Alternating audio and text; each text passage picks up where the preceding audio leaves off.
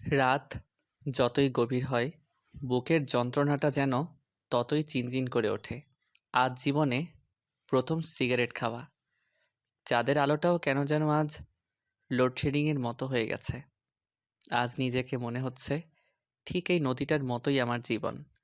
এক সময় এই নদীতে স্রোত ছিল, কিন্তু এখন এটা স্রোতে হারিয়ে মরা নদী। ঠিক আমার মতো। এ কি? ওই ব্রিজের উপর আবার কে ওটা? ভূতটুত নয় তো? না তো, ও তো ভূত নয়, জীবন্ত এক তন্বী তপস্বিনী যুবতী। আপনি কে গো? এই মাঝরাতে ওখানে উঠে কি করছেন? আমি সুইসাইড করতে এসেছি। আমি এখান থেকে ঝাঁপ দিয়ে মরতে চাই। আপনি কি পাগল নাকি? আমাকে দেখে কি তাই মনে হয়? এই জন্যই কি আপনি হাসছেন নাকি? আপনি পাগল কি না জানি না, তবে ওইখান থেকে ঝাঁপ দিলেও আপনি মরবেন না। তাহলে আমি কি করলে মরতে পারি আমাকে সেটা বলবেন? কেন যে মরতে চান সেটাই তো আগে জানা দরকার। কেউ কি ছ্যাঁকা দিয়েছে? মানে প্রেমে কি ব্যর্থ হয়েছেন? এই আপনাকে কে বলেছে বকবক করতে? আমি কি আপনার পরামর্শ নিয়ে সব করব? কথা কম, আমি এখন সুইসাইড করব। বললাম তো, ওই জায়গা থেকে ঝাঁপিয়ে পড়ে কেউ মরবে না। মরতে হলে আমি বলছি কি করার দরকার। এই আপনাকে কে বলেছে জ্ঞান দিতে? আর এই রাত্রে এখানে কি করছেন? নিশ্চয়ই বয়ফ্রেন্ড ছ্যাঁকা দিয়েছে। আপনি তো খুব ফাজিল লোক। না বাঁচিয়ে উল্টো মরার পরামর্শ দিচ্ছেন। বারে, মরতে এসেছেন অথচ বলতেও পারবো না, একেই বলে অবুঝ বাঙালি। তাই বলে একটা মানুষ চোখের সামনেই মরতে চাইলেও তাকে বাঁচাবেন না? আমি কেন আপনাকে বাঁচাতে যাব? এই পৃথিবীতে কেউ কাউকে বাঁচাতে পারে না। যার লড়াই তাকেই লড়তে হয়। দুনিয়াটা বড়ই স্বার্থপর, আর মানুষগুলো সব বেইমান। আপনার মুখে হতাশার সুর। তবে কি আপনাকে কেউ ধোঁকা দিয়েছে? অনেকটা ওই রকম। বিরহ বেদনায় তো নীল হয়ে এখন নির্জনে বসে সিগারেট খাওয়া অভ্যাস করছি। আপনার কি সমস্যা? ও, আচ্ছা। আপনি কি আমার মতোই বিপদে পড়ে এখানে এসেছেন? কেউ যদি ধোঁকা নাই বা দিবে, তাহলে আমি কি এখানে ফুর্তি করতে এসেছি? আর আপনিও বা কেন মরতে এসেছেন? আসলে আপনি ঠিক বলেছেন, এই পৃথিবীতে সবাই বেইমান। সব কিছু ঠিক আছে, তবে কারোর উপর রাগ করে নিজেকে শেষ করাও কিন্তু ঠিক নয়। আমার জায়গায় যদি আপনি নিজেও থাকতেন, তাহলে বুঝতে পারতেন। আমাকে কেন বাধা দিলেন আপনি? আমি তো আপনাকে বাধা দেইনি। আমি বলছি, অন্যের উপর রাগ করে নিজেকে শেষ করে কী লাভ? তাতে করে তো বেইমান মানুষগুলো আরও সুযোগ পেয়ে যাবে। আপনি কেন তাহলে নিজেকে তিলে তিলে শেষ করতে এই গভীর রাতে এখানে বসে সিগারেট খাওয়ার অভ্যাস করছেন? আমার জীবনটা তো অনেক আগেই শেষ করে দিয়েছে এক নবাব নন্দিনী। এমবিএ শেষ করে বেকার জীবনযাপন করছি। যদি টিউশনি না করতাম, তাহলে কিভাবে যে কি করতাম তা আল্লাহ সুবহানাল্লাহ তাআলাই ভালো জানেন। এমবিএ শেষ করে এখনো বেকার কেন? তাছাড়া বেকার বলে কেউ কি তার প্রিয় বা পছন্দের মানুষকে ভুলে যাবে? কেয়ার বাবা কোটিপতি, আর আমার বাবা তো দিনমজুর। কেয়া ভেবেছিল আমি বড় কোনো চাকরি পাবো, কিন্তু যেখানেই যাই সব জায়গায় আগেই বুকিং। আমার না আছে কোনো লবিং, না আছে ঘুষ দেওয়ার মতো কোনো অর্থ, তাই তো বেকার। কেয়া স্বার্থপর একটা মেয়ে, 3 বছর আমার সাথে চুটিয়ে প্রেম করে। আমার বিপদের সময় আমাকে ভুলে স্বার্থপরের মতো বড়লোকের ছেলের সাথে বিয়ে করে অস্ট্রেলিয়ায় হানিমুনে গেছে। আপনি যদি আমার কোম্পানিতে চাকরি করেন, তাহলে আমি আপনার বেকার জীবনের অবসান ঘটাতে পারি। ইসরে, যন্ত্রণার দহন এসেছে সুইসাইড করতে, সে নাকি আমাকে দিবে চাকরি। এসব আজগুবি কাহিনী বলেই কি মানুষকে আপন করার চেষ্টা করেন নাকি? আপনি সেই কখন থেকে আমাকে বাজে কথা বলেই যাচ্ছেন। একবারও কি মন থেকে জানতে চেয়েছেন আমি কেন এমন একটা সিদ্ধান্ত নিয়েছি? তো বলুন, শুনি আপনার আলিফ লাইলার কাহিনী। এইভাবে কেউ কারোর সাথে কথা বলে? আচ্ছা, আমার ভুল হয়েছে। এবার তো বলুন, আপনি কি বলতে চাইছেন? এরপর চামিলি জানিয়ে দিল তার এমন সিদ্ধান্ত নেওয়ার কারণ হলো তার মামা মামির লোভ আর ষড়যন্ত্র। চামেলির বাবার রয়েছে অগাধ সম্পদ, রয়েছে বড় বড় ব্যবসা। কয়েক বছর আগে চামেলির বাবা মারা যান। তখন চামেলি 7-এ পড়তো। মারা যাওয়ার আগে চামেলির বাবা সমুদ্রের সম্পদ চামেলির নামে উইল করে দেয়। শুধু তাই নয়, চামেলির বিয়ের পরে অর্ধেক সম্পদের মালিক হবে তার স্বামী। এ কারণেই মামার লোভের শিকার হয়ে যায় চামেলি। সবকিছু শুনে পলাশ বলল, তোমার বাবার সম্পদ তোমাকে দিবে না তো কাকে দিবে? কিন্তু তোমার মামা মামির কি সমস্যা তা তো বুঝতে পারলাম না। ওই যে বাবা আমার স্বামীকে অর্ধেক মালিকানা উল্লেখ করে গিয়েছে, এটাই তো মামার লোভের কারণ। আমি কিন্তু এখনো পর্যন্ত কিছুই ঠিকমতো বুঝতে পারলাম না। মনে হচ্ছে সব কিছু আমার মাথার উপর দিয়ে চলে যাচ্ছে। আসলে আমার মামার একটা লম্পট ছেলে আছে। একে তো নেশাখোর, তার উপর আবার ধর্ষণের দায়ে বেশ কয়েকবার জেলও খেটেছে। মামা মামি ওই লম্পটের সাথে জোর করে আমাকে বিয়ে দিতে চায়। বেশ তো, আপন মামাতো ভাই যখন, তখন সমস্যা কোথায়? এমনও তো হতে পারে যে আপনাকে বিয়ের পরে সে ভালো হয়েছে। আমার সমস্যা শুনে আপনি আনন্দ করছেন? আমার মামা মামি তো চায় আমার সম্পদ। বানরের হাতে খুন্তা তুলে দিতে পারবো না। সবচেয়ে বড় কথা, ওরা ভালো মানুষ নয়। এত কিছু বললেন, আপনার মায়ের কথা তো বললেন না। তিনি কি করছেন? তার কথায় বলবেন না। তাকে মা বলে সম্বোধন করতেও আমার বিবেকে বাধা দেয়। এই প্রথম শুনলাম কেউ তার মাকে ঘৃণা করে। তো ঘৃণার কারণটা কি? তার ভুলের কারণে তো আমার এই পরিণতি হয়েছে। আমাদের ম্যানেজারের সাথে তার অবৈধ সম্পর্ক হয়। বাবা বুঝতে পেরে ম্যানেজারকে চাকরি থেকে বহিষ্কার করে। এটা নিয়ে মায়ের সাথে ঝামেলা হলে বাবা তার সব কিছু আমার নামে উইল করে দিলে ঝামেলা আরও বেড়ে যায়। এই সকল কারণে ক্ষেপে যায় ম্যানেজারও। পরে তাদের দুইজনের রোষানলে পড়ে অকালে ঝরে যায় আমার বাবা। বাবাকে গাড়ি অ্যাক্সিডেন্ট করে মারা হলেও পুলিশের তদন্তে আসল রহস্য উদ্ঘাটন হলে 32 বছরের সাজা হয় তাদের, মানে ম্যানেজার ও আমার মা নামের মহিলার। আমি দুঃখিত, না জেনে বেশ কিছু বাজে মন্তব্য করে ফেলেছি। তারপর জানতে ইচ্ছে হচ্ছে, এত কিছুর পরেও আপনি মামার বাড়িতে উঠলেন কেন? আমি তো মামার বাড়িতে উঠিনি, বরং আমার মামারা আমার বাড়িতেই থাকে। বাবা বেঁচে থাকতেই তারা আমাদের সাথেই থাকতো। পৃথিবীতে আমার আপন বলতে তো আর কেউ নেই। আমার বাবা তো আমার বাবার তো কোনো ভাই বোন ছিল না। অজ্ঞতা মামাকে সাথে রাখা ছাড়া আর কোনো উপায়ও ছিল না। তাছাড়া মামা আগে থেকেই তো আমাদের ব্যবসা সহ সকল কিছু দেখাশোনা করত। এখন বুঝতে পারছি আপনি আমাকে চাকরি দিতে পারবেন। এবার মনে হচ্ছে আমি হয়তো বেকারত্ব ঘোচাতে পারবো। এবার বলুন, আপনার বেতন কত দিতে হবে? আপনি যা বেতন চাইবেন আমি সেই বেতন আপনাকে দিব। 3 বেলা পেটে ভাতে আর আমার নিজের হাত খরচের জন্য 5,000 দিলেই হবে।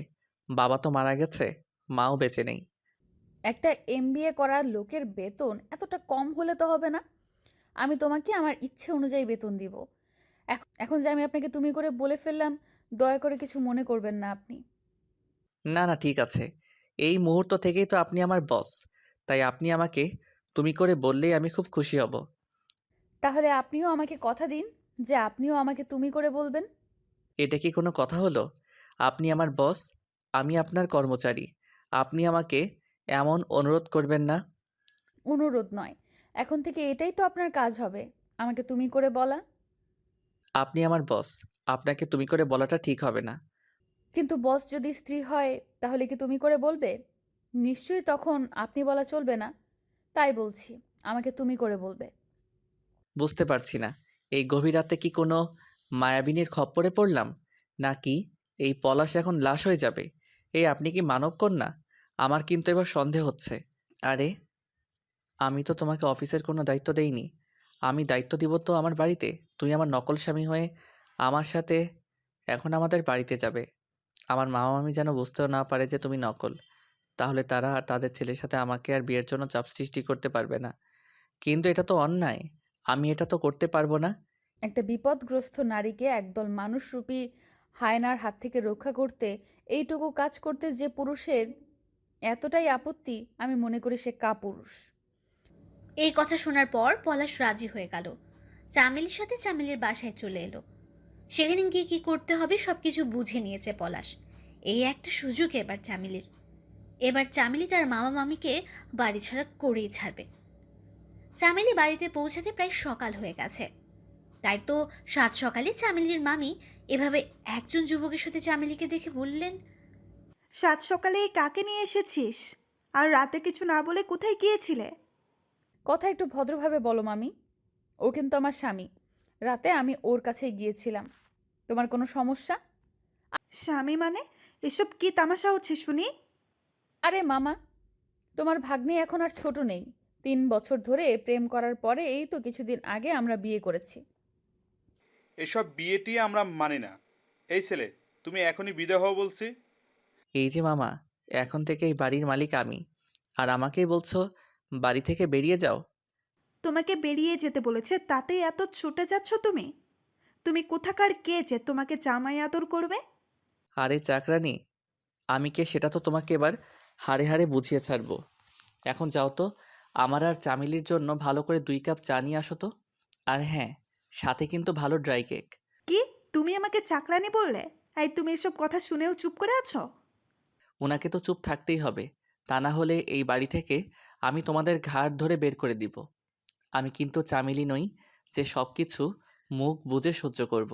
তোমার এত বড় সাহস, তুমি আমাকে বলো চা করে আনতে, আবার ধমকও দাও?